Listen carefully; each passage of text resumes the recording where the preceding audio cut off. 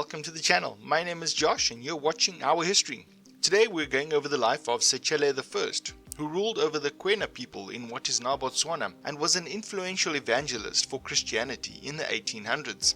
So if you enjoy this, please be sure to like, and if you're new here, consider smashing the subscribe button. If this isn't your first rodeo and you haven't shown some love to the subscribe, now is your opportunity. Thank you for watching. Sechele I.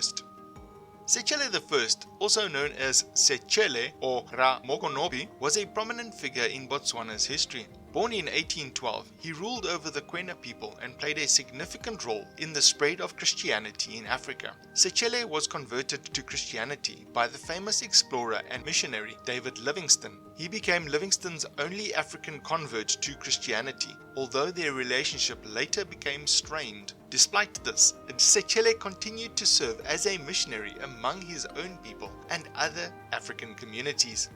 In 1852, he led a coalition of Batswana tribes in the Battle of Dimawe. Early life.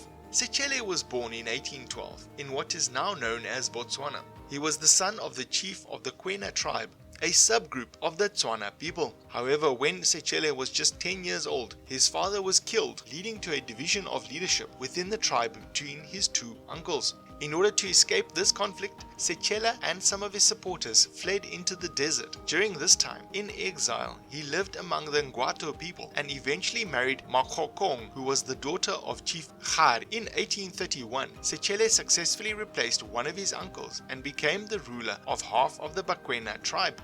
Conversion to Christianity. In 1847, Sechele encountered David Livingstone in Tshwane. They formed a relationship and Sechele and his people decided to join Livingstone on a journey to the Kolobeng River. Livingstone intended to establish the Kolobeng mission in this region. It is worth noting that the establishment of missions like this was sometimes supported by local rulers due to the benefits they received. Missionaries often provided them with access to firearms and gunpowder, which in turn gave these rulers an advantage over neighboring tribes who lacked such technology. This strategic advantage empowered the local rulers in their political and military endeavors. Sechele displayed a strong enthusiasm for acquiring literacy skills and proved to be a quick learner. In just 2 days, he managed to learn the letters of the alphabet. Such determination led him to adopt a disciplined routine of waking up early and having breakfast before dawn. Once he had acquired reading skills, Sechele took it upon himself to teach his wives how to read as well. However, due to the limited availability of books in the Tswana language, the Bible became the only reading material accessible to them. Consequently, Sechele decided to send 5 of his children to be educated by Robert Moffat, a missionary at Kuruman, thus fostering their educational development. Sechele faced multiple conflicts between local customs and Christianity in his life. One significant conflict arose when he had to relinquish his position as the local rainmaker due to his newly adopted Christian beliefs. Another conflict emerged when his marriage to 5 women came into conflict with Christian teachings. Initially, David Livingstone showed leniency towards Sechele's polygamous marriage. However, due to pressure from other missionaries, Livingstone ultimately demanded that Sechele divorce 4 of his wives. Sechele complied with the request in 1848. After resolving these conflicts, he was finally baptized. Sechele faced several personal and social challenges during his lifetime. Following his divorces and his baptism, one of his ex-wives became pregnant with his child. Additionally, he was involved in killing of a European, reportedly for judicial reasons. These events led to David Livingstone to denounce Sechele as a Christian, despite his expressions of repentance and faith. However, Sechele remained steadfast in his commitment to Jesus and expressed his determination to stand before him alongside Livingstone. During the period when Livingstone and Sechele were working together, Livingstone encouraged Sechele to seek reconciliation with his uncle, who governed the remaining portion of the Kwêna community. In an effort to mend their strained relationship, Sechele decided to offer his uncle a gift of gunpowder.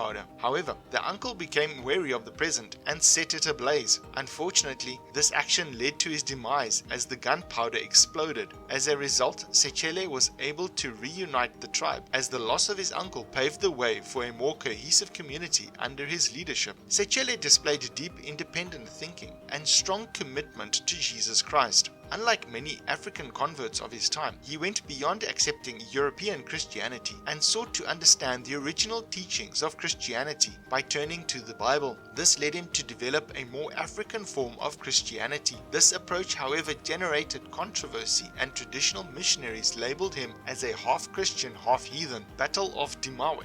Missionaries like Livingstone faced unpopularity among the Boers due to their alleged involvement in supplying rifles and ammunition to the Kwêna people. Livingstone's actions were seen as a threat by the Boers, as the Kwêna lived along the route to Central Africa between the Transvaal and Shoshong. This perception arose because Sechele, the leader of the Kwêna, posed a potential danger to the Boers' western border. The Boers considered this a significant concern, leading to their opposition towards missionaries like Livingstone, who were believed to support and arm the Kwêna. In 1852, a group of Bahurutse people who were enslaved by the Boers managed to escape and seek refuge with the Kwêna for protection. The Boers, angered by this, launched an attack on the Kwêna tribe, also destroying the Kolobeng mission. During the attack, the Batswana tribes of Bakwena, Bahurutse, Balete, and Batlokwa united to defend themselves. They made efforts to protect their women and children by hiding them, but unfortunately many were still captured by the Boers. However,